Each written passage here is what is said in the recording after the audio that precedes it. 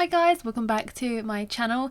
In today's video I'm going to show you some of the steps and everything that I took to create this beautiful bee and flower portrait. So I'm going to cover the petal aspect, that really kind of intricate looking seed head, and some of the fuzzy bees themselves as well. So if that's something that you're interested in, let's get right into it.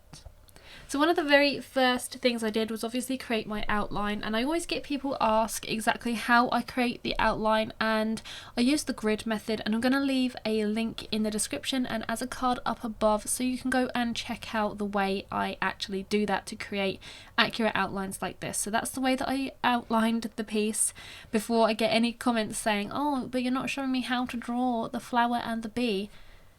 I draw the outline with the grid method, so go and check that out and draw your own reference image, and then you can come back and check this video out.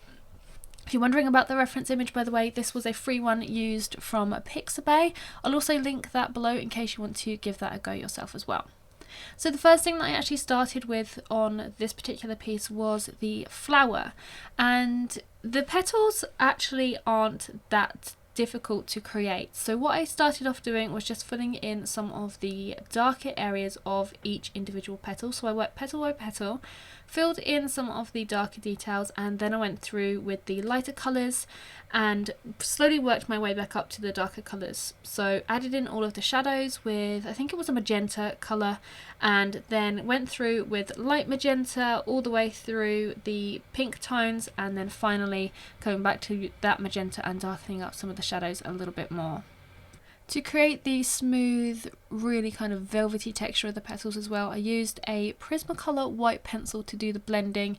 So I blended in between some of the colours, some of the lighter layers, and also blended when I got to the darker layers as well. It's just to make it look really, really nice and smooth. And the way that I did that was actually use the white pencil in the direction that the petal was going in. So when you're also drawing your petals, you want to make sure that you're shading in the right direction. So shade in the direction that the petal is coming out from the flower, and do all of your shading that way. So you don't want to add any shading going in a completely different way, because that's just going to not make it look as if it's flowing from the flower.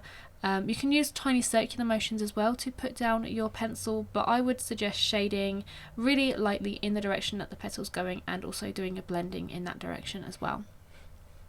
The most difficult part of this particular flower is an echinacea flower, by the way, was the seed head, and it looks really, really daunting. And the best approach to this I found was to add in all of those like yellow, red kind of little pollen pockets that are poking up. I'm not sure what the actual term is, so that's the word I'm going for. To add those in, so starting with your lighter colours, so putting down a yellow, then going into orange, and then adding in some magenta or red into the dark tips, adding all of those in that you can see. It doesn't matter if you don't follow your reference 100%, as long as you've got like the kind of idea of them there, that's all that really matters here. And then adding in all of that kind of dark seed head, so going around each individual section with a walnut brown or a grey pencil, and then slowly getting darker and deeper with your darker browns, so going back in with some walnut brown, some dark sepia, mixing those to go together, maybe even adding in some dark indigo as well. So that's the way that I like to do that seed head. It worked really, really well, and it kind of took the daunting aspect away from it. So just adding in all of those little individual like little spikes first, then going in with I actually used a raw umber for this, I'm just realizing, adding that down as a layer first, and then going in with some dark sepia and some magenta to really darken up that seed head. It was a really simple process, and it worked incredibly well, and although it was an extremely long process, it kind of didn't feel as daunting doing it that way. Also, to add in some of the little white highlights, like the little pollen bits that were on the flower, I started off by using a white pencil, just like putting that down first before adding any of that kind of darker aspect, but that wasn't really working, so I did actually end up going in with a white gel pen and also a slice scalpel, slice ceramic blade, just to etch away some of the coloured pencil there.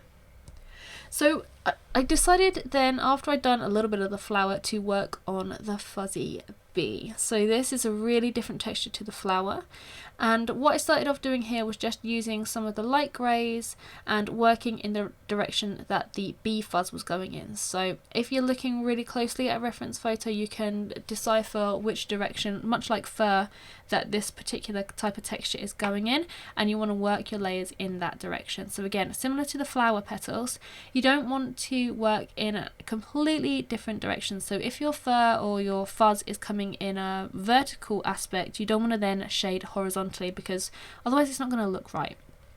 So I just added in some light layers, just working from light to dark as always, and then in the darker areas just adding in some dark sepia, some walnut brown, mixing in some dark indigo and sky blue to create a really kind of deep colour, not necessarily just plain black, but you want to create like a really deep tone.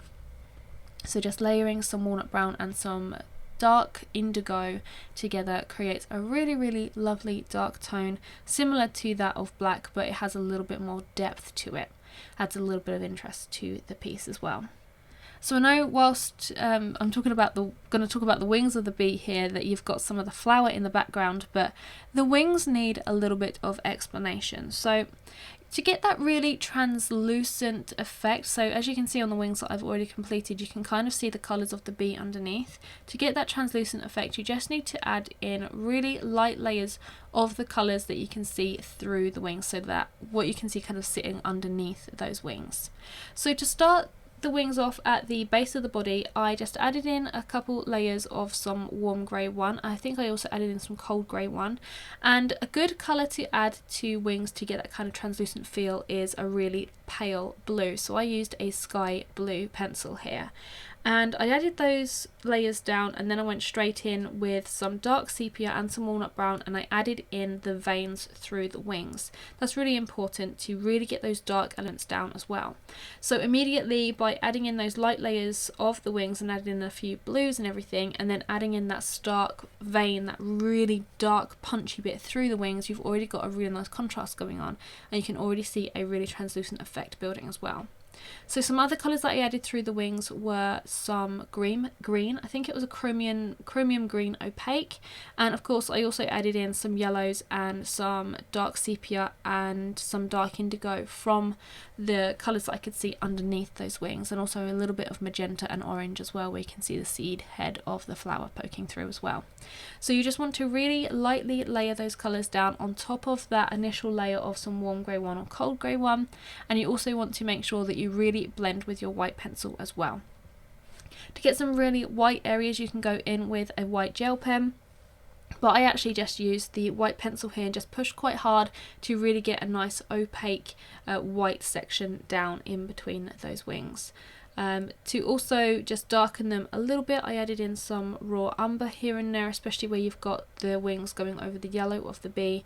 And just again, really just making sure that I'm blending with the white and creating a really smooth surface, and by adding in those little hints of blue and those colours underneath, you're going to create this translucent effect, which works really well, as you can see from the bee that I've created there.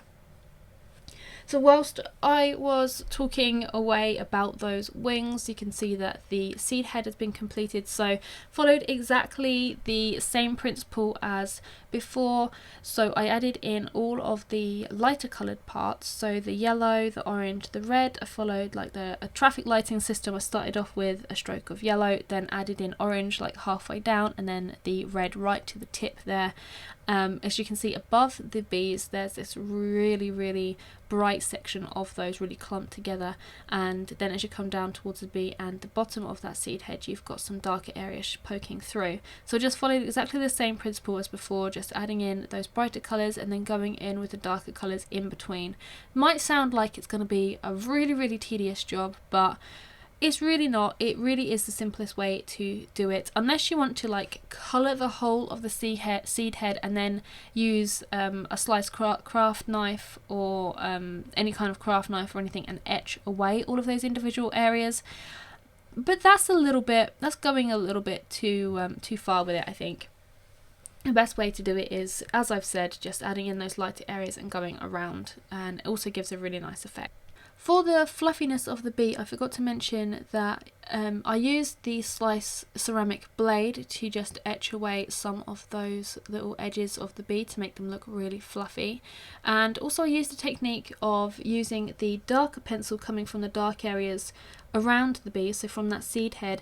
I used the dark sepia pencil and I worked backwards into the bee. So as you can see, the bee fluff is kind of coming down towards the seed head, so I worked from the seed head and back into the bee to create a little bit of an intersection of the fluff that's sitting on top there, and that just creates a really natural looking fluffy edge to the bee.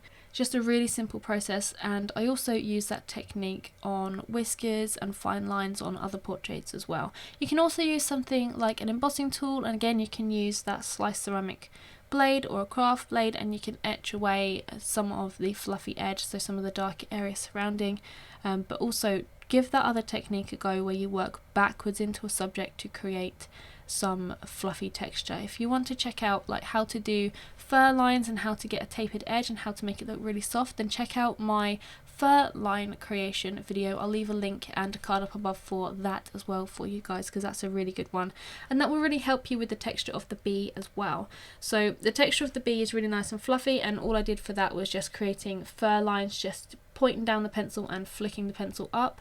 That's what I did for the texture of the bees, and as I mentioned, for the flower, the texture is really different, and it's just really kind of light layers, and then you're pretty much just burnishing with a white pencil and your other coloured pencils as well.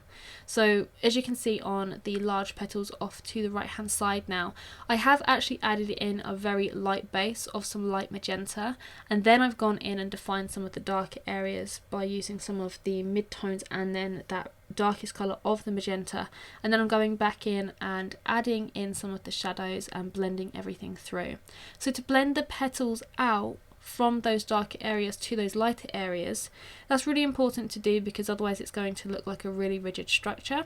So in order to blend those out, I just worked really hard into the shadow areas with a super sharp pencil, and then as you're working out into the lighter areas, you're going to reduce the pressure on your pencil and get really light. So if you're using your pencil like right upright when you're doing the shadows, as you work into the lighter areas, you want to bring your pencil round almost so that it's like horizontal to your paper. So you want to move the way that you hold your pencil, so you're holding it upright when you're going into the shadows and using a bit of a harder pressure, and then as you're lessening the pressure and softening it up, you just want to turn your pencil over to the side so that you're using the side of the lead and not the point of the pencil. That's the way that you would blend that out and get a really nice soft blend of the shadow into the lighter area.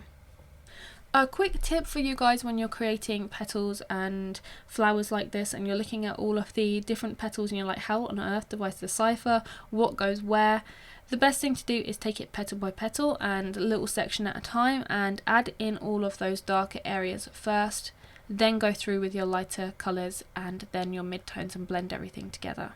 So you can see that as I've been doing these petals here, I've been adding in all of the little darker areas where the petals are overlapping and all of that kind of stuff. So if there's any overlap or anything like that, you want to make sure that you add in those areas first as well, so you can see the shapes of each individual petal. When you're looking at your reference photo as well and working from it, I often use the paint brush tool to do a little white splodge on the areas that I have actually worked on as well. So if you are stopping and starting a piece and working over several days and you're getting confused as to where you have got to, if you just save your reference image with little white splodges on it, then you can be like, oh yeah, I got to that white splodge last time, so I need to carry on from there.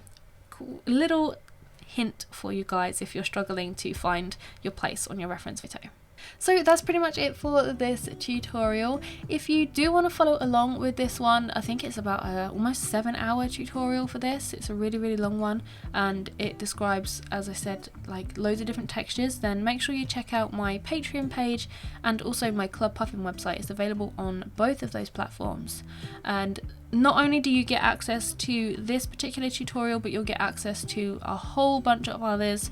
I've got pretty much over 200 hours worth of video tutorial footage for you guys. So if you're looking at developing your colour pencil skills, definitely check either of those out or both and find which one suits you, and yeah, develop your coloured pencil journey. As always, thank you guys so much for watching. I love you so much for supporting me here on YouTube. Anyway guys, I will catch you in the next video. Bye!